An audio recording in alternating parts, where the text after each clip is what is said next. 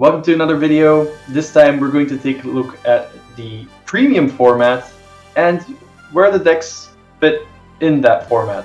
So we have a nice little tier list. Of course, we have all the decks set up and ready, but the rest of the team don't like playing premium all that much. I mean, Pablo tends to dabble in it sometimes, but the others mainly focus on standard. Therefore, I decided to call in some help. Who other than our neighbor above, JJ. Aw, that's super sweet of you. Hi everyone, I'm JJ or GG Mr. Rogers. Also have an accompanying YouTube channel that helps newer players who want to pivot from either premium into overdress or overdress into premium. I really do appreciate Valkyrie's Chosen for choosing me to bring me on to help talk a lot about my favorite format. Without further ado, we'll jump straight into it. And starting us off, we have a deck that's near and dear to my heart. Might be a bit biased, but I put the best nation up front. Starting us off with Royal Paladin. For Royals, we decided to usually put up 2 decks. And for Royals, that would be Altmile and Salome, so Jewel Knights. I personally think that with the new crest support that they got with the premium deck set, that Jewel Knights might be the better one of the 2.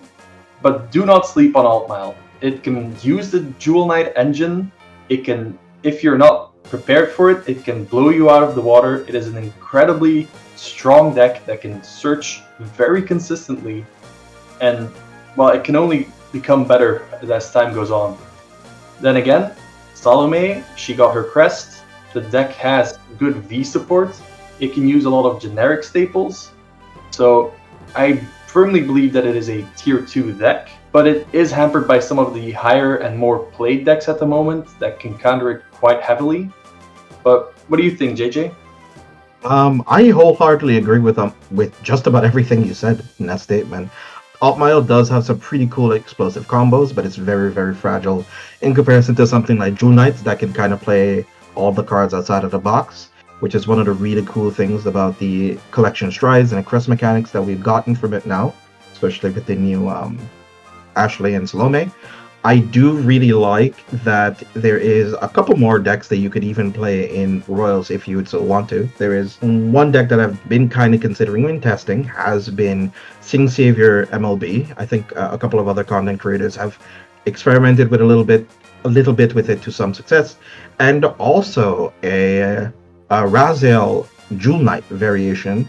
You've asked, like, what's better than playing just regular Salome? It gives you a little bit of graveyard extensions. It can bring back some combo pieces that you'll need. It does give you like 1 or 2 less attacks, but it does give you a way of being able to not have to play force markers, and it does hit over defensive triggers pretty well, especially with the Persona Right mechanic. I like it as an alternative idea to just playing standard Jewel Knights. Other than that, I do wholeheartedly agree that tier 2 is probably where it deserves. Yeah, for sure. Therefore, it pivots quite nicely in the series that you are starting up or have set up, the getting from standard into premium. So I do believe that is something that if people are curious, that they can go check those out. I do believe you're currently on Pale Moon? Yes, I am currently on the Dark States, looking at a couple of cards that, since we are getting the Harry Stride deck reveals, plus with the Night Rose stuff, Night Rose is kind of self-explanatory, just play your good Stoic cards in there. We'll still talk about it, but Harry is a little bit more difficult, because we haven't had a lot of the cards be revealed yet, so it can always change what can be played in it whatsoever, but it is going to be overall covering some of the staples that you already own in your bulk box, and you could probably use those in some of your premium deck. Let's take a look at the second one. That would be Oracle Think Tank. OTT is one of those very old, dependable decks that tends to be pretty good into most of control archetypes, that tends to use a whole lot of G-Guards, especially with Ichikishima. You have a couple of variations of playing Battle Sisters or Susanoo. Then both of those are still always good. There's also a third variation of Witches that not a lot of people have been talking about, but I think that's also a very spooky deck to consider, since you can get 4 attacks, 2 Vanguard swings, and you can still keep your Guard Restrict active. It's a really cool, interesting rules situation with that deck, and I think it's not something to sneeze at. Other than that, I do still feel like it's weaker compared to whatever else that you could be doing. And if Ichi is kind of your only win condition, it kind of gets preyed on by a whole lot of decks that can just do a whole lot better for less. I'm going to put it in tier 3. Yeah, I agree. The thing is, if you have the time and mental capacity to put into this deck, then it can be as high as the ceiling lets you. If you can drag out the game far enough, you will win. Yeah, of course. With Popo combinations and stuff, it is scary. Yeah, as long as you can, it's one of those decks that just require a lot of thought process from the user and just a little dash of luck. And if you can muster up that courage, this deck will take you places. But that's not for everyone, and it probably isn't good if you're spending a lot of rounds in a very crowded situation. It's not for everyone. So it's a strong deck. It can definitely do some damage, and as long as the game drags on long enough, you will see that victory screen. Okay, now for something else that has a nice victory screen, it would be Angel Feather. It's a deck that I quite like, especially the Angel Gize variant. Personally, I think that's the only variant that's around at the moment. I have heard whispers of others, especially the basic Gavrel with the Hiskel version. More of a gimmick than anything else. I've used it to great effect. The Angel Gize list, decks can counter you, they will counter you, and then you will cry. And your teammates will cry if you use it in team-based format. So it can literally fall anywhere. So what do you think, JJ? It has put up a bit of a numbers here. It is a bit focused around the Celestial package, which does allow you to put some of your needed pieces. It does focus around Hamiel for sure. It doesn't really use much of the history stuff, but it does focus around Basasayo, which does give you a way of being able to have late game card restrict while making use of your Hamiel and a lot of your rescue checks in that variation. And then there is the Gize variation that focuses around stacking your heal triggers on top of your deck, just healing down the whole time, setting up a lot of your defensive options, and just trying to use your alternate win condition of using Gize to just finish out the game. I still think that it falls around the same territory as Jewel Knights, to be honest. I feel like it's one of those type of decks that it's scary if you do not pay attention to all the moving parts, and it could take you by surprise if you're not prepared for it. Yeah, I would put it below Jewel Knights, but definitely around that ballpark. Mm-hmm. Like the lower end of tier 2 for sure. Yep, that's for sure. It's a cool deck, and I hope that it gets something, a small bone thrown to it some of these days. I'm definitely speaking out of bias, but the only reason I put it a little bit higher into tier 2 because there's like some other variations of angels that can be played. It just needs to be tested. Other than that, I might put it at the top end of tier 3, in all honesty. It's an open bag. I know a lot of people that love Angel Feather. They can do some real damage with it. So yeah, I would. The thing is, this is a deck that could honestly end up anywhere if piloted correctly and if Lady Luck shines a little bit on it. So. Oh well, I'll let you start off with the next one. Oh man, I have tried to make this deck work so many times. It is Shadow Paladin. There is so many variations of shadows. There is Crest Luard. There is not Crest Luard, but you are using V Luard as a write-up strategy since you're using Drag Driver. There is Raging Wrapped with the new support that we got in the premium deck set. There is so many variations of shadows which can either ultimately be boiled down to, do you want to go into Morfessa or do you go into Chain Ranker? But there is some cool little design philosophies that you can take it to make this a very Granblue-like deck, especially that the deck can be completely filled up with a bunch of one-off grade ones that can be silver bullets into cool, very cool interactions. And the fact that Luard can use D Esrus that has been released in D format. So I really like that design idea. It's a bit of a Swiss Army knife deck. That's what I feel from Shadows. That's for sure. That is definitely the case. And for me, sadly enough, I do see it better than Gize, and I do see it better than Jewel Knights, though. With the current support, I do see it a little bit better than those two, but not by much. Yeah, I agree. Sadly, that's where most of these might end up. But, I mean, I've been trying to play Shadows on and off every so often, and I usually get to putting together the deck, and then I just look at my Gold Paladin deck and I say, what the heck, I'm just gonna play the more fun deck. So it's a bit of a curse, but it's really cool for those that like it. It's very accessible to get at this point, so if you want to dabble into Shadows, it might take you some places. So don't give it up just because it's tier 2. Tier 2 can give you the tops. So yeah, like getting into top 8 with some of these decks is not unimaginable. Is winning the whole event requires a lot of good navigation from you as a player for you to make it work. You know, a deck that also has a lot of navigation skills, Gold Paladin. And for this one, we just have the one, Gurgit Ultima. It's tried and tested, patented, and it's good to go. This deck has insane matchups that it can just breeze through. It has pieces where it just can get through. Looking at you, Narukami. And it's just an incredible time. This deck can auto-win you very easily. For those of you saying that Megacolony counters this, it does not. The strides, the pieces, they have been made to mess up Megacolony. I love it. I would, if I can be biased, I would put it at the lowest end of tier 1, or at least the highest one of tier 2, because this deck can do stuff. It can use good stuff from Keter, and it can just get its pieces. So yeah, that's my fanboying at the moment. I don't know what you think about it, but oh, just before I move over, Ezel is not a real deck. I do agree. There's been a whole lot of moments, not only with the Ezel part, but with Gold Paladins as a whole. It's one of those type of archetypes, just like Shadow. I mean, Keter in general has those moments whenever you flip the starter, you're kind of like, okay, you don't know what's going on until they start striding. And that's kind of one of the scary things about all of the Keter decks. So all of the Royals, the Jewels, the Shadows, all those stuff, it just becomes very spooky. And then Goals is one of those. Like, yeah, sure, you know Ultima is coming, but how they get to Ultima is kind of like creating their own endgame, and you need to try to find a way how to stop them. Do they play Sagramore? Don't they play Sagramore? How many copies of Percival you could possibly try to avoid? Do they play V Gurguit? Do they play History Collection Gurguit? Do they...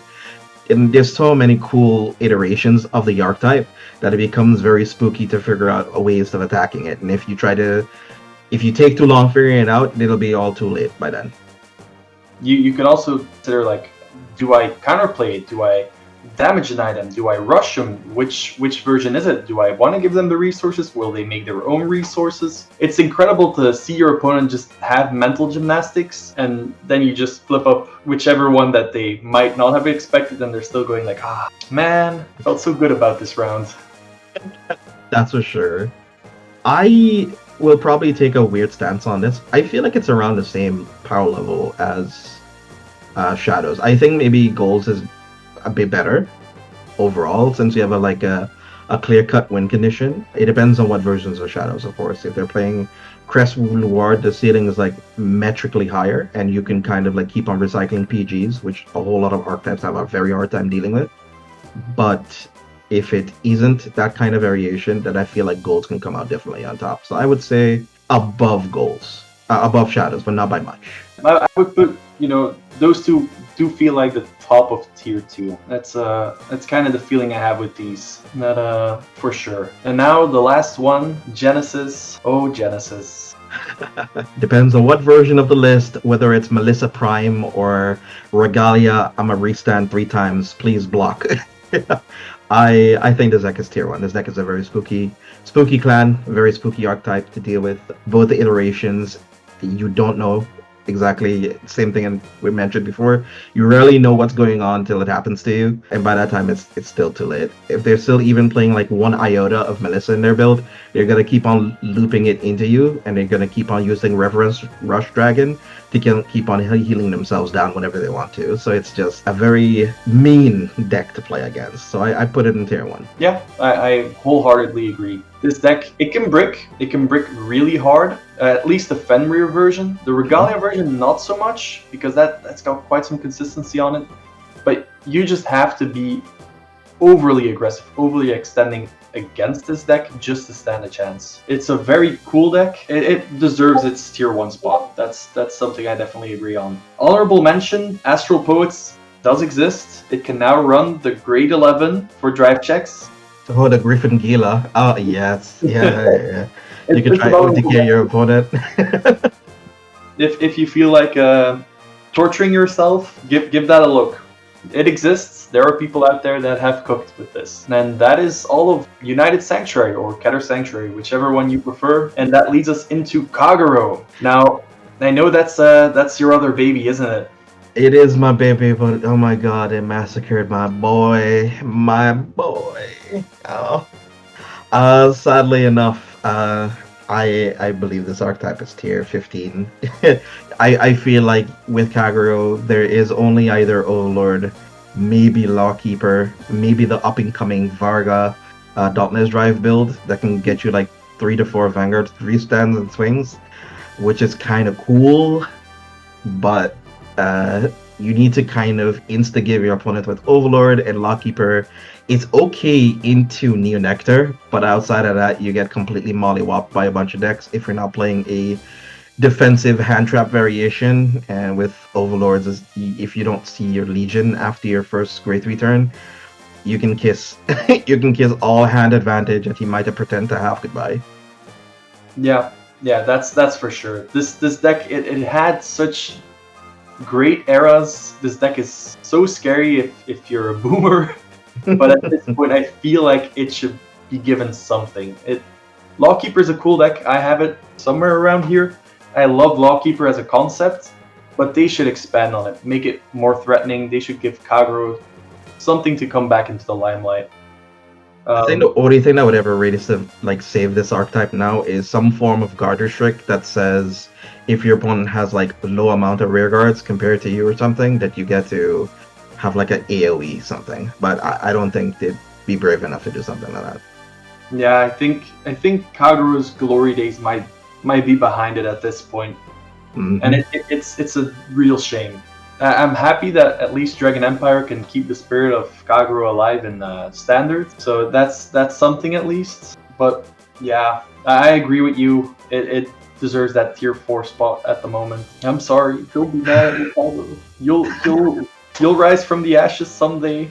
Oh man, it's still so sad. Just like so many other archetypes just do what Kagero does, but like infinitely better. Like Genesis can retire on your opponent's turn, just like the Malgriffin.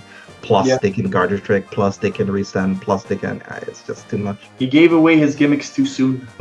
Exactly. And on his burning ashes, a new Dragon Empire clan holds the torch. The taboo, the rituals on the dying flames of Nubatama. And this deck, we only put up Shiranui, whichever flavor of Shiranui you want. Except the V1, that's kind of iffy. But Pure Dominate, Crest, Shiranui, the good stuff Shiranui. This deck honestly deserves its tier 1 spot. Yes. This deck can hurt you in more ways than...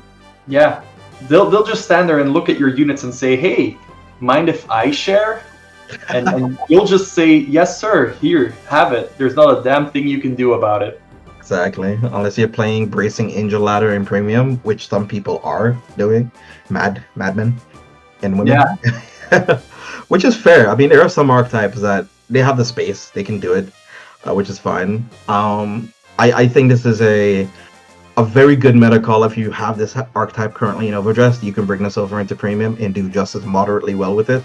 Because a whole lot of people won't know how to punish you, they don't know how to play against it, or if the only people you'll have hard times against are like veterans, people who've played against the deck for years. The Crest variation does give you extra stealing, playing into archetypes that tend to lock you a whole lot, and especially with the new Genkai and some other of the Overdressed support that it's gotten. You do happen to have more than 5 attacks now in Nubatama, which is very, very, very spooky. Yeah, as somebody who's faced it twice in the past season, my favorite part is when my opponents cannot ride because the only grade 3 in their hand is Heal Guardians or the annoying guard restrict guy, and you just sit there and breathe a sigh of relief and go like, okay, well I'll full combo you before you can get your grade 3. that's fine. Thank you. Full power, and you just hope to finish them off at least moderately fast, because this deck, it will multi-attack, it will take your units to attack, and there's only damage triggers that you can hope for at that point. Mm-hmm. And even then, it barely helps. Crest is a thing. Crest is a thing for sure. It's I at least hope that we get our crests quite soon, so we can face this. It's not overly unfair. I do agree that it can go behind Genesis, but it's something you have to watch out for, or play if you want to. I'm not judging you. If you like upgrading your deck, this is definitely one of the easier ones to go for. Oh yeah, you can do the next one. We have a person at our locals who would not like me starting about this deck. Oh, come on. Alright, so I think this is Tachikaze, right? Because all the faces look the same. That's Tachikaze. Okay, good. Shout out to our boy Spino Driver, Mr. Grizzly. Yeah, he loves this deck, but I have never seen this deck in any way, shape, or form perform, at least in Premium. Okay, so this is going to be a little bit of an exposition. So here goes. Right now, there is a dino variation that plays like a race of dinosaurs. So like stuff with Spino Driver, there's like a Dragon Empire promo that is currently out now that is focused around that race of dinos. So you can like Superior Call stuff in your hand that is of the same race, and you can get cool little nifty multi-attacks going, and you can utilize the Gaia Devastate combo line with it, and it allows you to draw extra cards while clearing your opponent's board at the same time. There's also mixed with Spino Driver. There's also the Ancient Dragon variation that uses the Gaia plus the Ancient Dragon support, which allows you to put front triggers on top of your deck with the Tyranno Legend, which is also pretty cute. Those are a couple of, just to name a few, really. I think it's really cool as an archetype, but it's very under-researched at the moment. It's very under-researched. I definitely agree. The archetype seems cool. The units seem cool. I think you mentioned Spino Marquis. Is it that guy? Yeah. Yes, exactly. All incredibly cool archetypes. Their strides are also quite good. Mm-hmm. But I feel like they don't plus enough, in my opinion. With the Spino Driver variation and Marquis, you do get the plus a little bit. It's the power threshold sometimes you hit can be a little bit lacking. Sometimes. But again, if you're playing the Ancient Dragon variation with Gaia, you get a bit more multi-attacks. Your hand is a lot lower, indeed. So that's a trade-off, really. It's always one of the things. Either you have a lot of hand and a few multi-attacks, but your power isn't there, or you have a lot of power, you have a lot of multi-attacks, but you don't have the numbers, or you have not a lot of multi-attacks, but you have power and you have a bit of hands, and it's difficult. I believe this is one of the bottom tier 3 decks. Yes, I'm in agreement.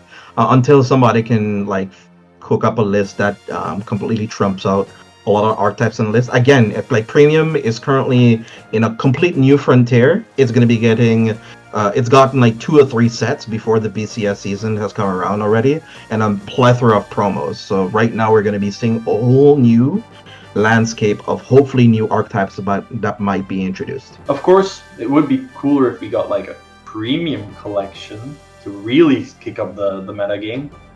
But that's neither here nor there. Let's hope that Papa Bushi graces us with another birthday present. So we'll see. It would be a party, that's for sure.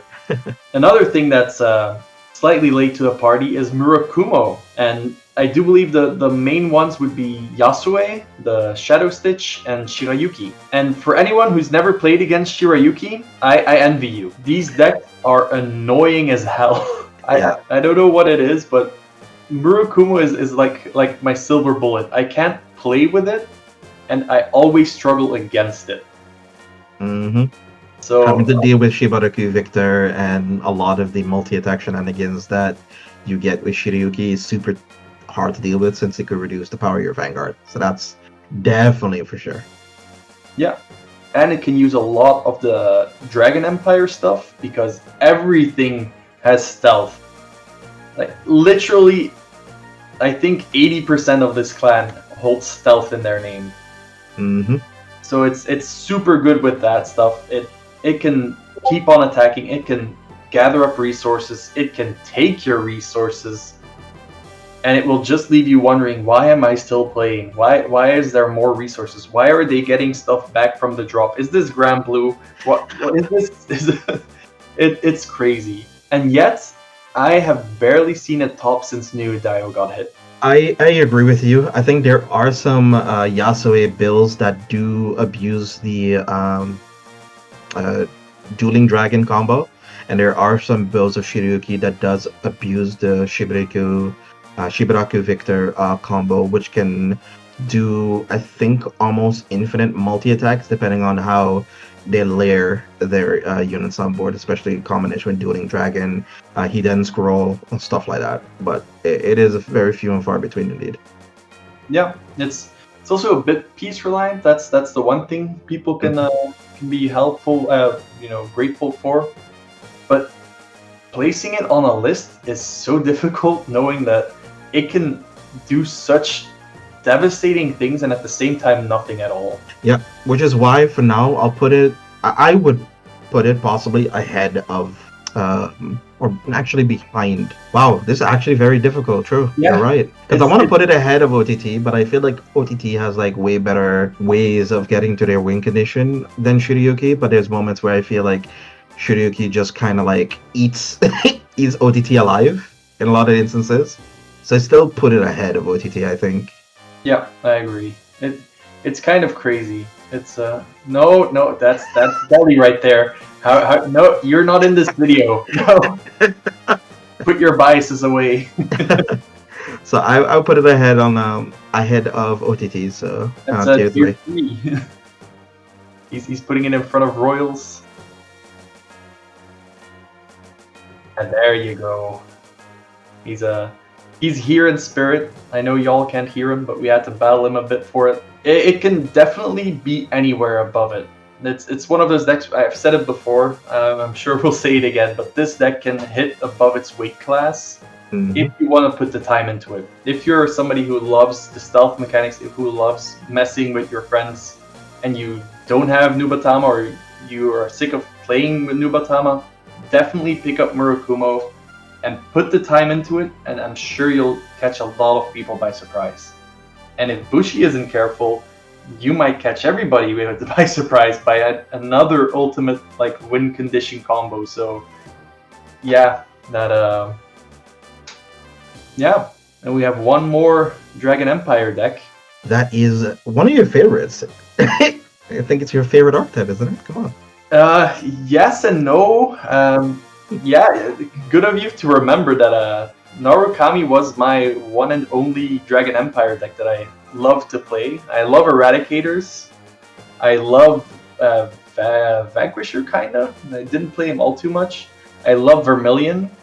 And we don't talk about the last one. That's, well, we have to talk about him. Dungaree. It exists. But Eradicators. It is powerful. It is annoying. It should get hit more. No, it's a good deck. It's a good clan. It has a lot of options. It should receive a slight little tap, just a nudge more, but it can do a lot of things. It can go in countless different versions, like Vanquisher for its rewrite combos, for its Excel spread, for its very good strides that it has. Dungaree, if you want to be a bit more tankier and just mess with your opponent and make me rage. And of course, Eradicator. Need I say more? We've seen it countless of times. It is strong. No, you're definitely right. It is. So there's moments, especially where you have the first Thunder Draco Kid with variations of playing Sweep Command. It gives you such really cool ways to avoid damage into certain matchups.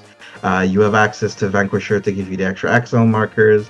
You get access to a lot of the Dragon Empire cards like Verena Esperidia, which is a grade 4. So, and also get to use Forbidal, which you can find the Esperidia. There's like so many cool ways of being able to play this archetype overall. I like it a lot. I will put it if I were to pick, I would put it in tier 2. Where in tier 2, I'd kind of let you decide that. I'm not too familiar too much about where it lies in those matchups because I've never really had much. Like, it's either I die to it or they die to me. It's never really been a, oh, let's do tit for tat type of matchup. It's very funny you would say that because I would probably put it in between shadows and golds. Mm-hmm. And the funny thing about it is that it would die to shadows, but it would eat golds alive. So it's such a paradox, but I have to put it there. I do believe that's where it should go. It's so annoying. This deck can just destroy my entire game plan as a gold player, and then Shadow Paladin would just say, "Oh, neat. Anyway, here's shield enough for whatever you have, and now I'm going to Orfessa you, and there's nothing you can do about it." Mm-hmm. I was like, "Oh, you're gonna bind to retire some of my stuff? Okay, I still need you to guard more than 50k extra power with crit and guard restrict. Thank you, thanks." Yeah, it's in a weird spot, but I believe that's where it should fit at the moment. So, yeah, all Narukami stands are coming for us at this point. This is where the keyboards start clacking. I'm sure we probably offended somebody and their grandma with this tier list. I'm not too bothered by it. I'm not too fussed. Nah, we're educating the masses, and if they disagree, they can respectfully say that to us, and then we can. This evokes discussion. So, like gentle. Another gentlemanly thing is wrestling. Did you know that is one of the most gentlemanly things to do, especially in space? Yes, we throw hands.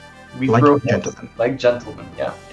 And Nova Grappler, well, it is the king of throwing hands. Mm-hmm. So we put up Victor here, the Victor Hiskel list. Victor is a deck that can multi-attack for days and mess with your opponent out of nowhere, but it is extremely hand-reliant. It needs to see its pieces, or it will just sit there. It also needs your opponent to not play Honolly. It can deal with it sometimes, but yeah, Victor is cool, man. I like Victor, but it needs a lot of conditions to be met before taking it to a tournament. I feel like this is one of the very unique archetypes in my opinion that is a builder's.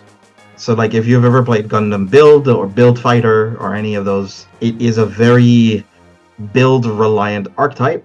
And of course, like drawing into bad hands and poor hands can be a bit of a whoopsie and a bit of a bad time.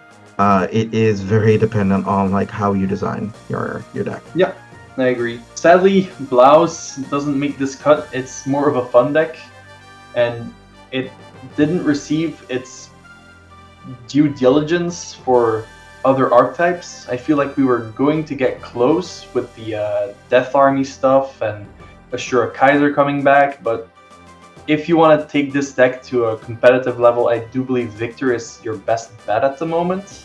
Mm-hmm. But where would we put it? That's this might be a hard a favoritism thing for me. I think it's a bit better than Golds, personally. The matchups that it loses to, it doesn't really lose to a lot of like supposed bad matchups like Link Joker or retire matchups because you have the Gun Grade, no, that's the G, but the grade 1 that gives resist to all of your rear guards for defensive turns, which is very hard for a lot of decks to deal with. And plus, the R-type draws a lot of cards, so it's very simplistic in its design, but there's a lot of different angles that the deck attacks from, and you can say, well, it just multi-attacks. Well, that multi-attack can hit for like 23 to 30k to 40k with extra crits like 3 or 4 times, so you gotta guard this, so good luck. I can kind of see it. The downside is purely if its hand is bad. Yeah. And I'll agree with you. I wish more people would be brave and take this deck to tournaments, but I feel like there should be more pioneers that cook with this deck. Yes, definitely deserves it. So for me, I'll agree with the tier 2, the top tier 2 slot. Yeah. As much as it pains me. It also came in 4th place at Worlds, so I mean, hey, it did something right. Yeah, for sure. Another deck that does things right for me is the one you'll start with, because I do believe you have more to say about it. Oof, Dimensional Police, the Justice Boys. The Justice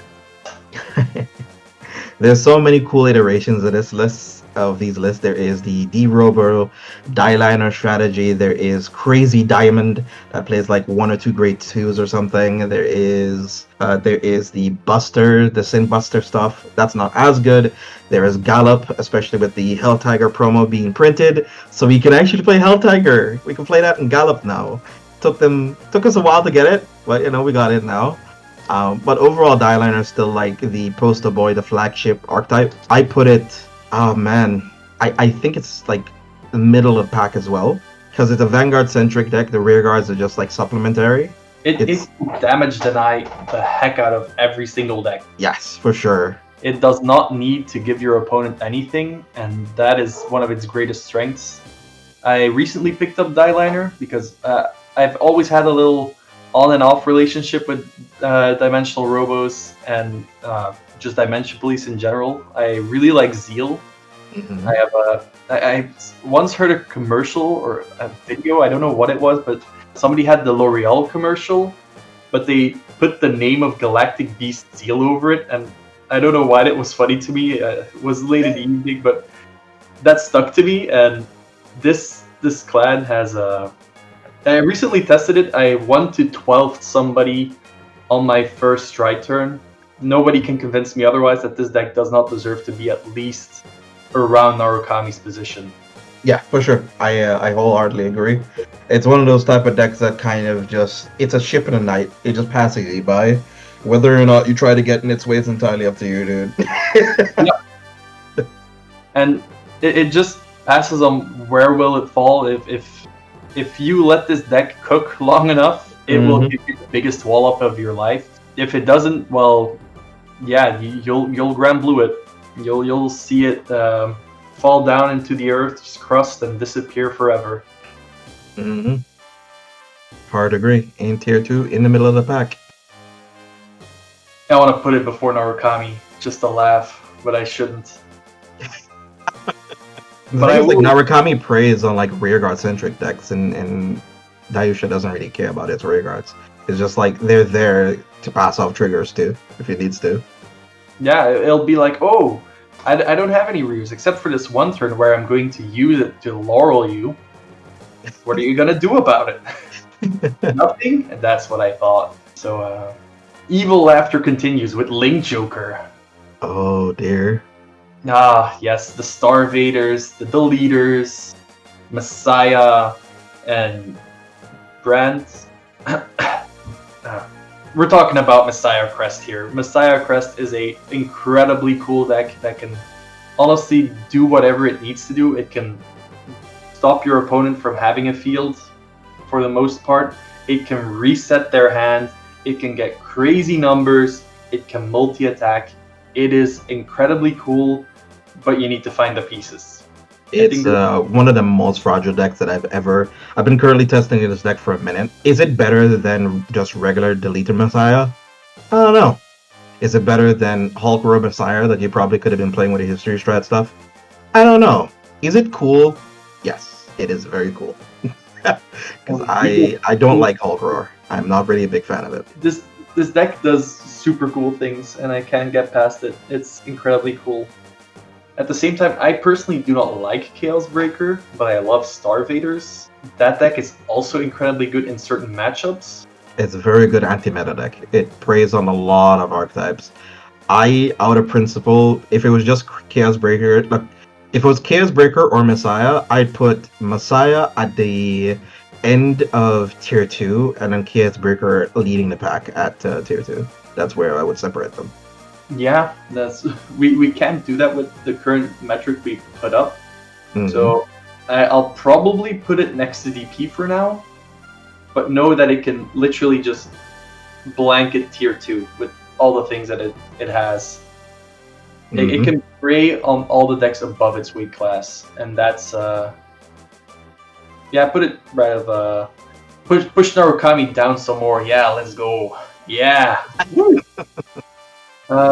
This is an incredibly cool deck, and you can definitely, like, the main hamper on this deck is probably finding your pieces for it. If you just start off from standard and want to play Link Joker, finding the cards that you need to build this deck quite a challenge. Yeah, it is a legacy archetype since there's not been any new introductions. Messiah could probably be a little bit easier to get into, but it's definitely most fragile of both of the archetypes. Starvader is a lot more tanky. Yep, I agree. That's a deck we both probably know from facing it a lot. Definitely. I think if the person who'd probably see me put it where I'm thinking of putting it would probably be like so upset with me. They're like, "Hey, why it's not tier 1?" It's like, what do you mean? I agree with what you're saying right now, but that's because he's piloting the deck. The Spike Brothers, that is a clan for dedicated juggernauts. And I mean that in the most respectful way possible. But if you are not dedicated about Spike Brothers, this deck would be tier 4. If you are dedicated about Spike Brothers, you would probably be high tier 1, halfway tier 1, tier 2. But if you're just in between, it's probably somewhere in between. This is just your. I think two of the decks are flavors of Rising Nova, either Rising Greedon, giving you insane combo potential, having the normal history collection Rising Nova, and you might know it under another name, Hellheart 8. That deck will blow you out of the water no matter where you are. You have to check your over trigger to survive that thing. But if you as a Spike Brother player don't know what you're doing, or don't know your matchups completely and utterly, then your deck will not do what you want it to do. That I can wholeheartedly agree with. It preys on knowledge, and it's one of these things you'll see a lot with this list. I feel, where our judgments is based on either situational matchups that we've played against these archetypes. Some of them are objective. I want to try to say we're as objective as possible, but some of these are just anecdotal. So obviously, if you guys have said like, "Oh, my locals is a guy who plays spikes and we get completely clapped every week," then yeah, that could possibly happen. But how well would it do in a 6-round or 7-round event with top 8 cut? That completely changes the dynamic because players in that top 8 cut will probably start to like damage starve you, start to clear out some of your rear guards, not to give you damage whenever they want to, stuff like that. It changes the way how you would want to play your deck. Exactly. And it really takes the pilot. I feel like this is a deck that takes a pilot more than its own potential. Yes. Because somebody can just look at these cards and say, well, yeah, but other decks do this and this and this. But for the right person, it will just say, yeah, but look at what it can like blow into their face. Like, look at these literal spikes flying into them, and they won't have anything to do about it. You've already threatened them a few times, like little jump scares, and then all of a sudden it just comes charging at you, and you think like, what? There's more? For sure. Yeah. The Gabby Gabbalus being able to launch like close to 12 or 13 attacks in one consecutive turn. Then you have the Hellheart 8, which is also like close to almost infinite because you can kind of send back cards back to your deck as well to keep on going to loop through. As long as you have like one rear guard and a card in your hand, you can kind of keep on doing it until you deck out, which is kind of disgusting. It definitely is. And for those of you who have never played against it, find somebody who knows the deck and test against it. That's all I can say if you want to survive this deck. But at the same time, it gets pulled down just by other factors, which is kind of crazy. I think I want to, if I want to be kind to it, I would put it like top tier 3. I think that's fine. I was actually going to say like the end of tier 2, top of tier 3. That's exactly where I was thinking as well.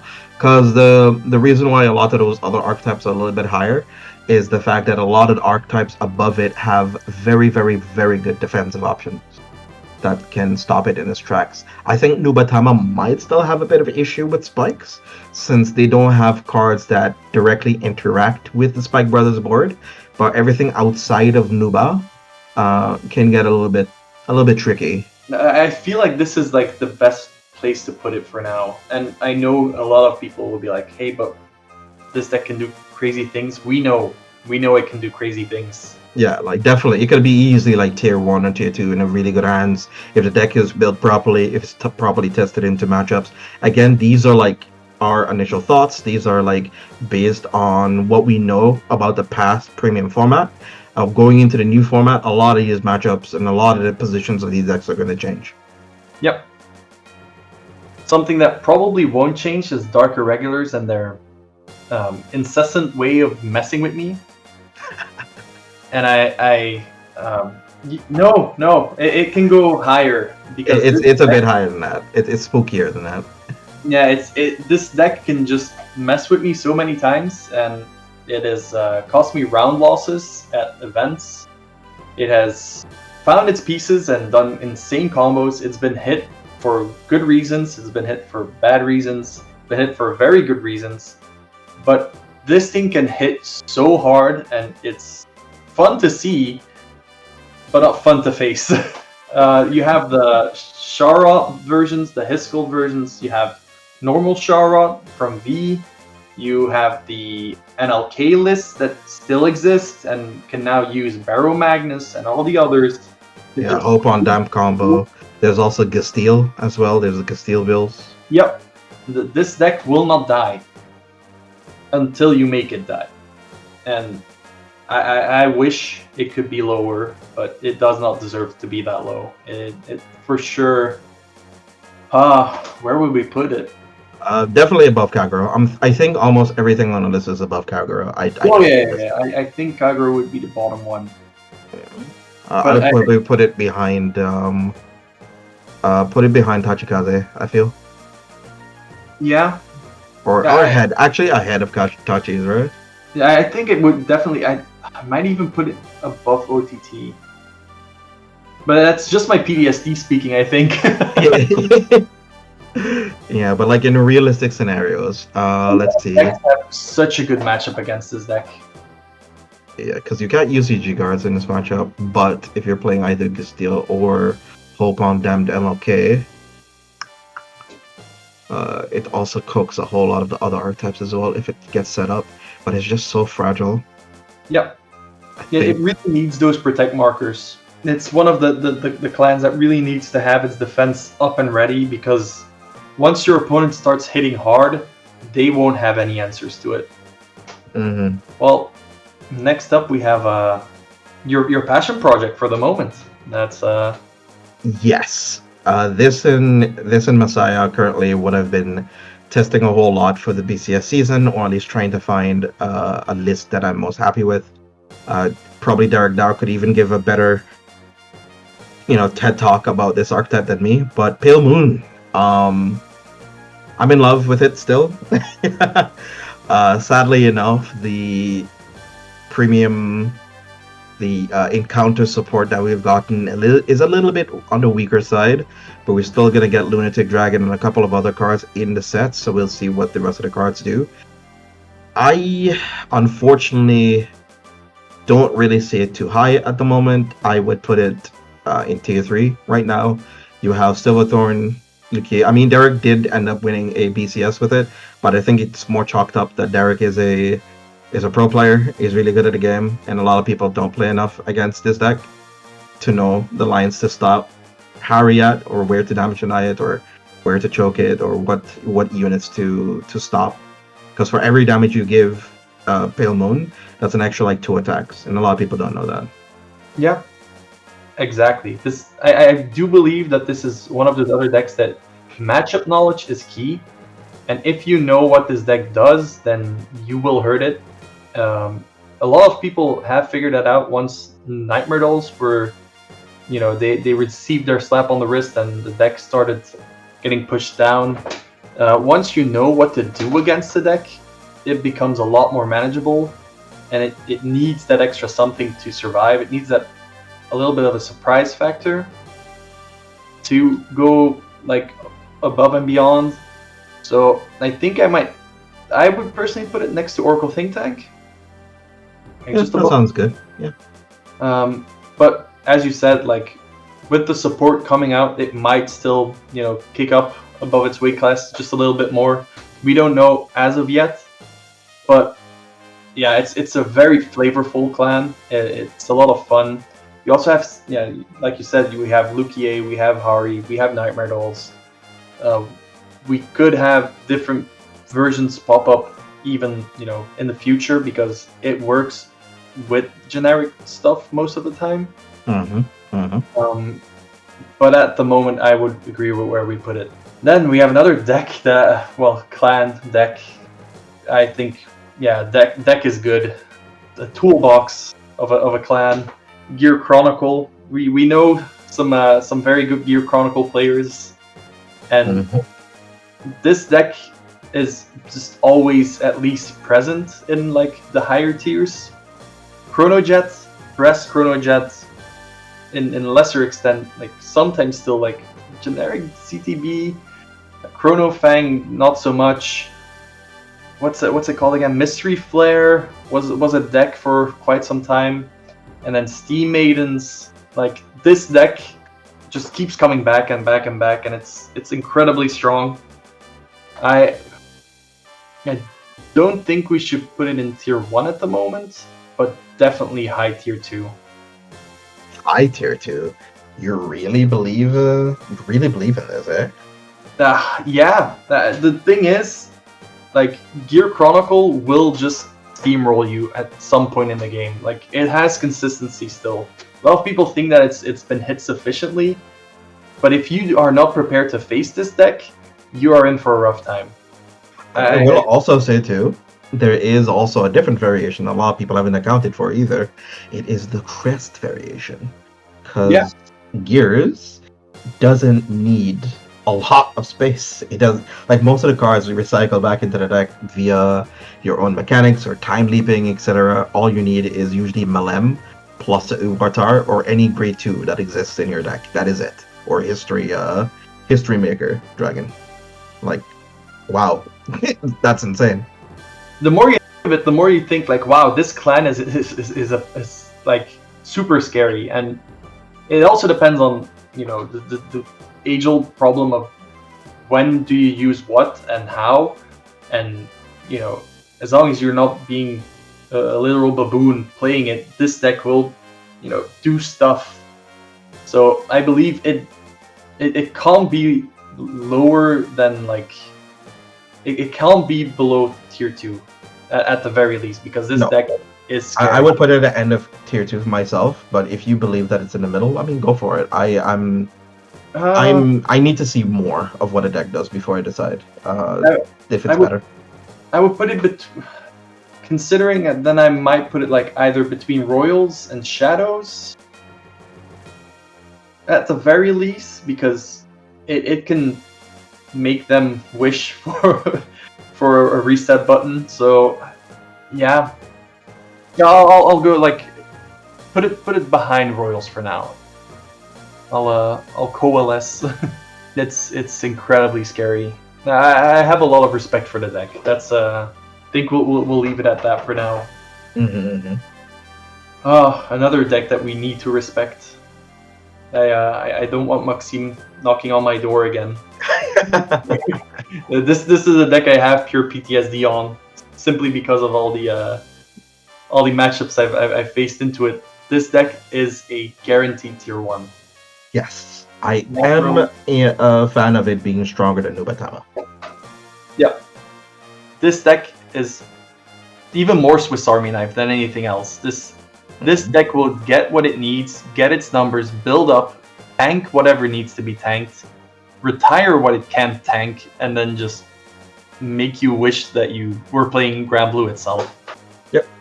They can hit you with that good old Bartholomew later if they want to. There's like different iterations of it as well. There's pure Night Rose. There is Beatrice Toolbox, so we just play a couple copies of Night Rose, but with the history stuff that came out, it's a bit more Night Rose focused. It does utilize a lot of the Stoic Chaos stuff, like Urgula, Impix, Bell, which is very good into Narukami. There's some versions of it that doesn't need to use it, because you can use the what's that grade 2? The grade 2 that belongs to the old school Legion. I forget what its name is. Negro. No, not Negro. The dragon thing. Yes, the dragon grade 2, the one that could choose like a bind card. Oh god. I know which one you mean. I'll put it on screen. Yeah, for sure. But that with that card being access to, it gives you a lot of ways of combating a lot of potential bind that you have to deal with in that archetype. Obviously, there is also still the cycle cards that we've gotten, the grade 2 stuff. There's also the grade 1 promos that we've gotten as well. It's just a whole lot of like good ways that this deck can just kind of like toolbox into whatever it needs. And plus you have defensive plays for this. Yeah, exactly. And it's also pretty easy to get this deck. Like, especially with the, you have your history collection, you have your premium collection strides, then you have the V stuff is quite easy to get thanks to history collection and the stride deck set duo thing it got with Hari. Yes. And then of course we'll get the original Nitros back with the stride deck sets coming out real soon. So you can literally build this deck like incredibly easy if you're trying to start off standard and you have your Stokea pile. You will be able to build this deck so easily.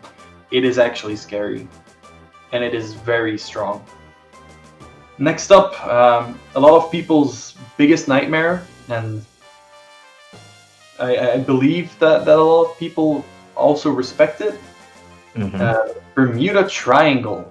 Now, we put up Highlander and Riviere, because the Riviere combo can like high roll incredibly hard. It's like, if Ezel never got hit, it's one of the decks. Riviere was one of the decks that allowed me to make like a couple of top 8s with it. So I was very, very happy being able to pilot this deck during BCS season. It's one of my favorite archetypes. Bermuda that I've played with. Next to it allowed me to play Loris, which is my favorite Bermuda unit, mixed in with Riviere. I really like Loris as well. Where is our stride deck Loris? Where's Crest? Crest Loris now! Yesterday, please. We're vying for it. We'll petition. Sadly enough, it isn't as popular as it used to be, but it's still. I think it's just more or less people got a little bit of fatigue.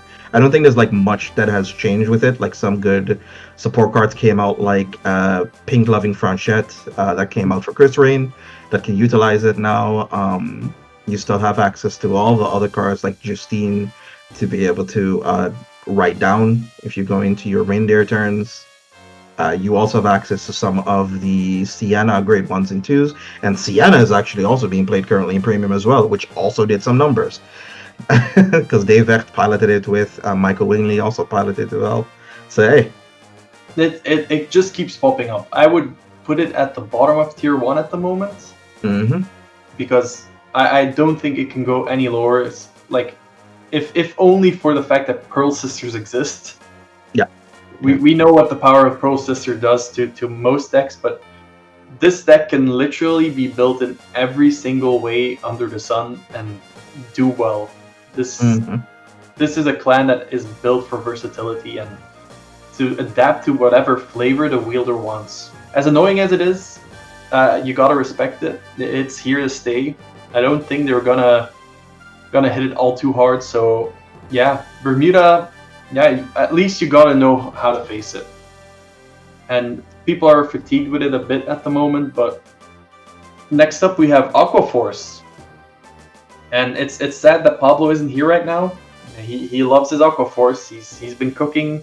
He's currently like doing some weird Stoikea mashup decks with a very cool combo. I don't think I can go too deep into it for the moment. It would probably everybody is protecting all their cooking lists right now. I think WeRab and a whole lot of other players will probably crucify me for what I think about the deck at the moment.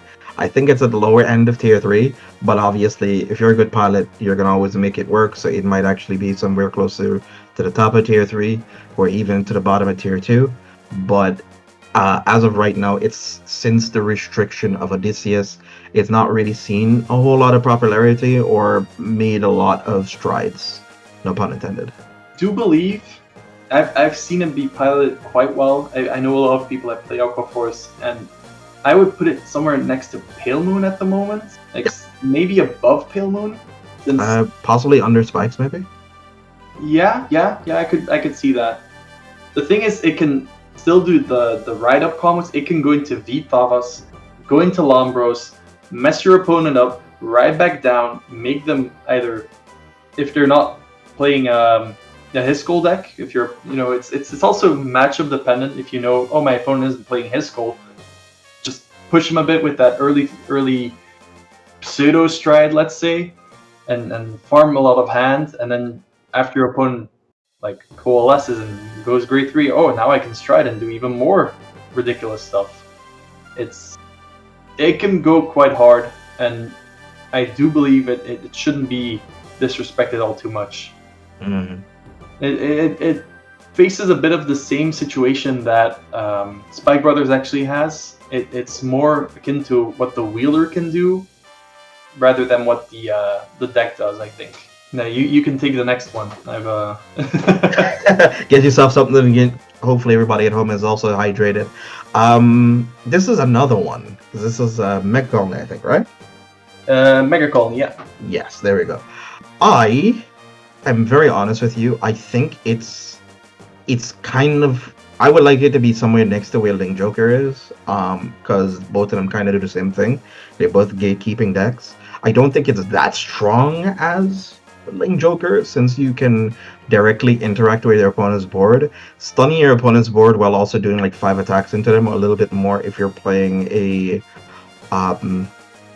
Flagberg iteration of Megacolony, or if you're playing Flagberg Megacolony or Shield Fisher, which can be kind of disgusting to deal with. I don't know. I don't feel too threatened by it at the moment in the meta. I mean, obviously, you could still lose to it if you're not paying attention, and it punishes people building very greedily if they're playing on like 2 grade 3s, just like one accompanying grade 3s. But I think a lot of people are just playing a lot more grade 3s and grade 4s at the moment.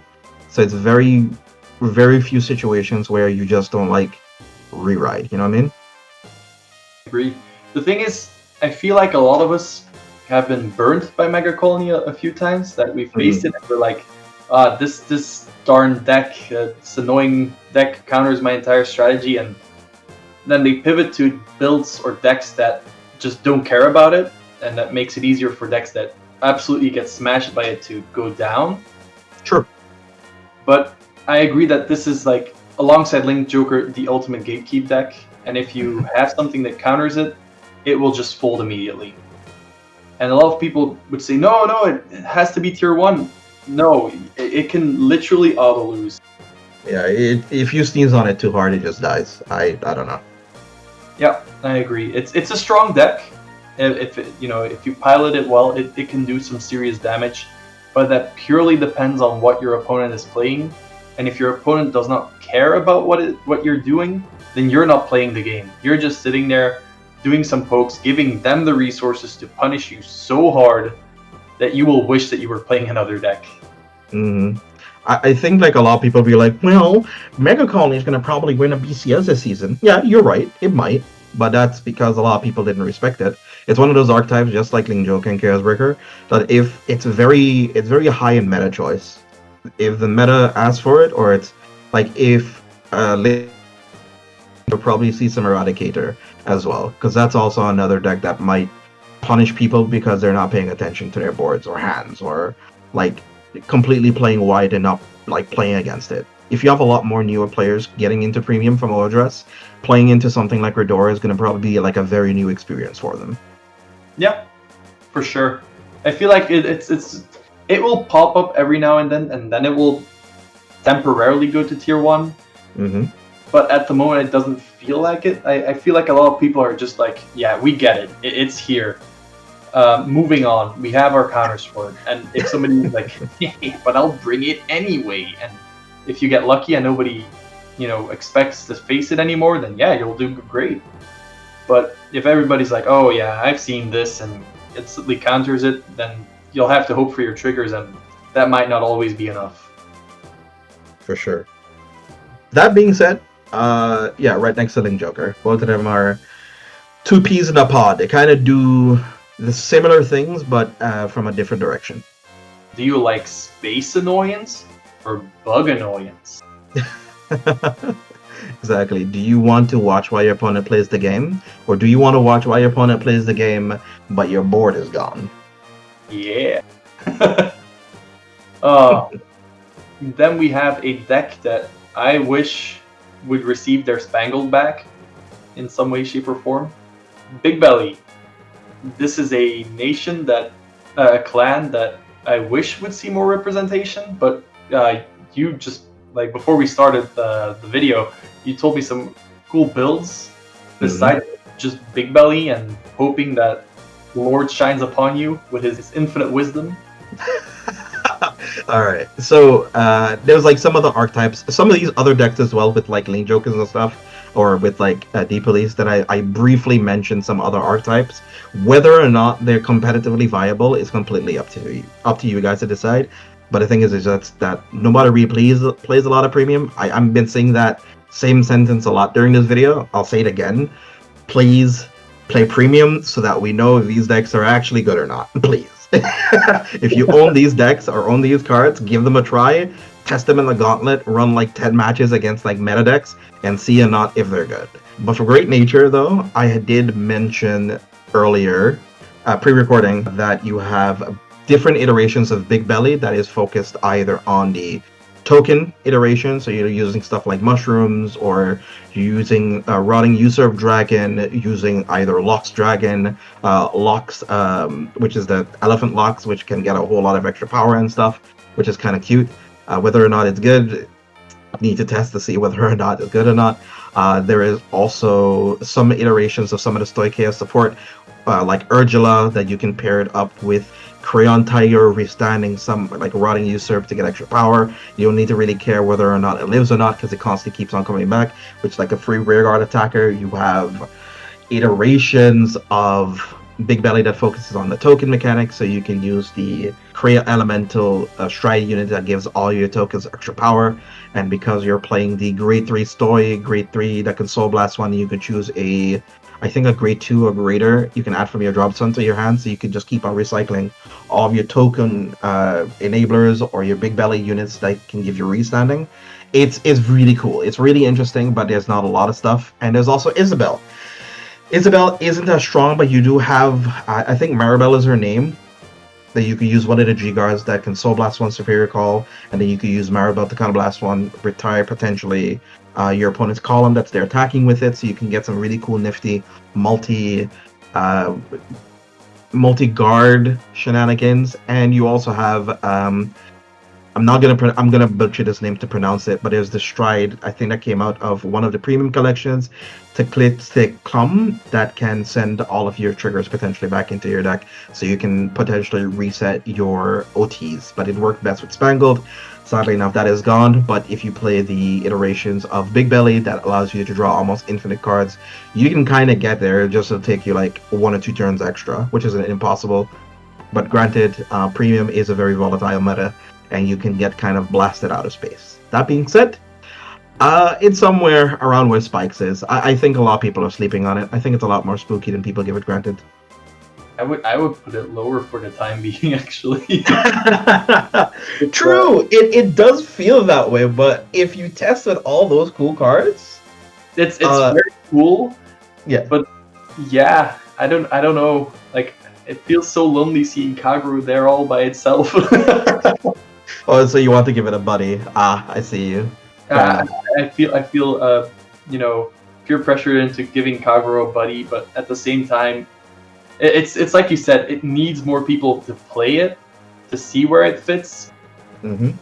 But yeah, it feels like it misses its identity as well. Like, it needs something that it does that can truly push it into its own, and I feel like it's lost that at this point. You mean Kagero? Yes. No, Great Nature. I feel like, it has its gimmicks, Mm-hmm. and it has like, I draw stuff and get some power. But there's decks that draw stuff and get way more power, and yeah, I feel like it's just there to be there at this point. Really? I think it's a lot more scary than you think. I think with like the Testafox combos and all that other extra stuff, I feel like this deck is a sleeper for sure, in my opinion at least. Okay, well we'll keep it there with them. Let Kagero be lonely. Let it remember its glory days by itself. Exactly. Because the last clan is definitely going straight to the top. and that's Yeah. I played this deck just before it got banned, and then I got rid of it to I got rid of all of my Neo Nectar cards to Delhi, so he could play his favorite clan. And then they unrestricted Katrina, and I feel so happy that he could play this juggernaut of a deck.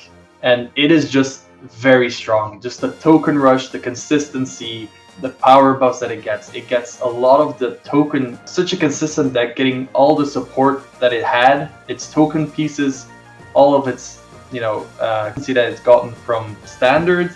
It has gotten some really good standard token support that people might not have seen yet. And this deck will just keep being strong until they have something to face it. I thought I had a good matchup into it when using Angel Gize, and then I was reminded that the Progenitor Dragon is a card. Yup. I cried so hard. The sad part was that my opponent that used it was very disrespectful.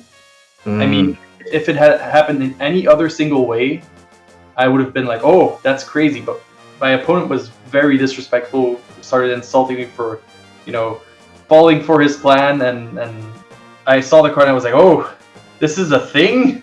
You can just do stuff, and I have nothing against it. And yeah, that was game, and I have learned from this. I will not use Angel Gize against Neo Nectar ever again. But at the same time, be respectful to your opponents, and especially when they're completely flabbergasted by that one tech card you play. It was genius for all intents and purposes, but it just goes to show how much potential this deck has and is clearly utilizing. And to also talk about that too, the other potential variation of it is Musketeer. That has recently got its own crest, which is nothing to sleep on. Being able to use Cecilia Reverse relatively, like, way more consistently, since your Cecilias are actual units now that you can just, like, draw cards from for some odd reason. It's a deck that you actually need to watch out for sure. It came out of nowhere. It was suddenly like, will Musketeers be good? Pretty good. I mean, like, Katrina still leagues above it, but at the same time, don't just scoff at it and look, you know, onward. This deck, if you play Claudine in Standard, just imagine Claudine taking a truckload of steroids, going to the gym every week, and then coming home and say, hey, where's my protein? Well, that's Katrina. And Musketeers is just sitting there all nice and go like, hey, I could also mess up your entire table. But I'll just let you decide once you finally try and use the deck. Mm-hmm. It's like, don't sleep on it. You'll say, well, I could just play Katrina and get a lot of PGs and all that stuff. Like, Musketeer has, like, really cool defensive turns as well. You can use Augustus, which can draw you cards, give power to your Vanguard, or you can call Saul, which can also activate triggers on your opponent's turn. So you can possibly get a draw trigger or something as well. So it gives you, like, really cool angles to work through if you're not playing the Inez vanilla superior right build, or if you're just playing the standard Katrina build. It's entirely up to you. It's kind of make your own destiny, really. Make your own garden. Mm-hmm. That's it from us, I think. I believe this would be our tier list for the time being. And now it's up to all of you to either, you know, respectfully say what you would do differently, or, you know, if you agree with us or don't and want to prove it to us, then you go out there on BCS, pick whatever deck you play, bring Kagero and top with it. And then we will gladly say, hey, look at this guy or girl. Look at this person. Look at them doing great with the deck that we put low. Exactly. Like, don't forget, these are all just, like, our own first thoughts on how the meta is going to shape up. Obviously, restriction lists can happen, new product can get released that can crack open completely all these decks. Anything can happen in the meantime, but just enjoy Vanguard, have fun with it, enjoy your BCS. In any case, thank you, JJ, for joining us today. I'll put a link to all the important places where they can find you. Yeah. And I think that's it for me. Awesome. So be awesome, stay awesome, guys. Have a wonderful day. Thank y'all for tuning in and stopping up by. And be sure to like, share, comment, and subscribe to Valkyrie's Chosen. Hey, stay reading, guys. Bye bye.